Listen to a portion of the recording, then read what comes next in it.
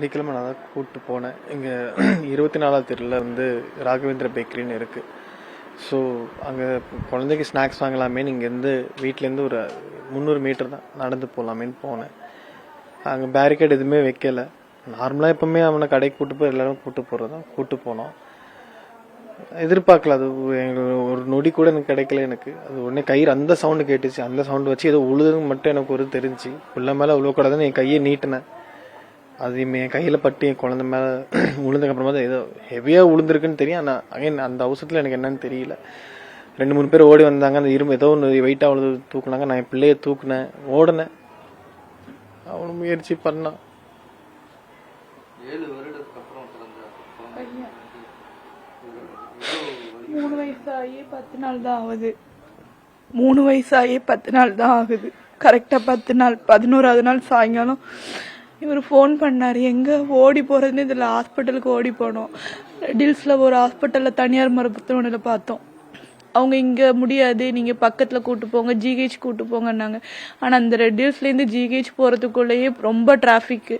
ஆனால் இங்கே அதனால பக்கத்தில் உள்ள மாதாவரம் ஹாஸ்பிட்டல் பிரசாந்த் கூட்டு போங்க, அதில் உள்ள ஒரு சூப்பர்வைசர் நாங்கள் எதுனாலும் நம்ம பார்த்துக்கலாம் வாங்கலான்னு சொன்னாங்க. எனக்கு அதெல்லாம் தெரியுது, புள்ள தான் வேணும். ஆனால் அவங்க ஆர்டிஜி ஹாஸ்பிட்டலில் நியர்பை எது உங்களுக்கு இதோ அதுதான் போகணும்னு சொல்லி இங்கே போனாங்க.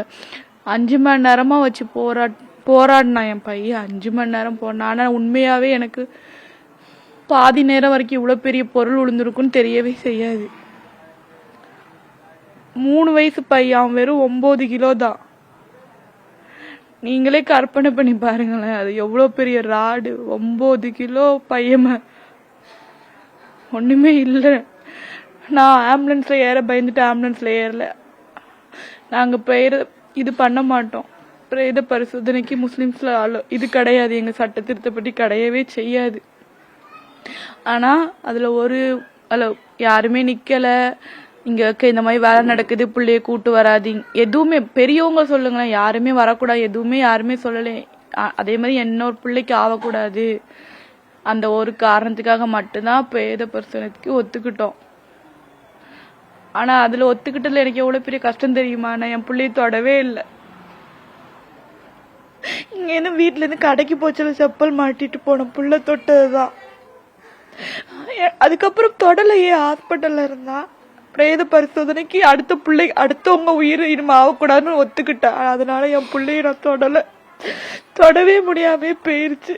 தொடவே இல்லை என் பிள்ளைய. நான் தொடவும் இருக்க முடியாது.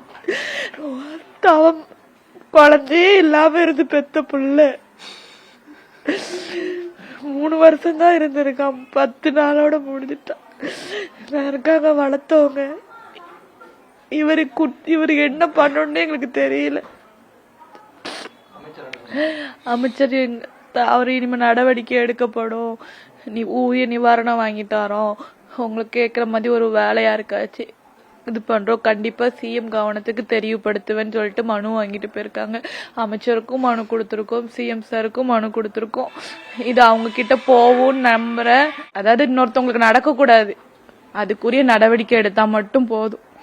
அது என்ன உண்டோ அதை அமைச்சர் பண்ணி தரேன்னு சொல்லியிருக்காங்க. சிஎம் சார்ட்ட கொண்டு போவோம்னு சொல்லியிருக்காங்க. அவங்க மேல நம்பிக்கை இருக்கு. எல்லாரும் பிள்ளைய பத்திரமா பாத்துக்கோங்க.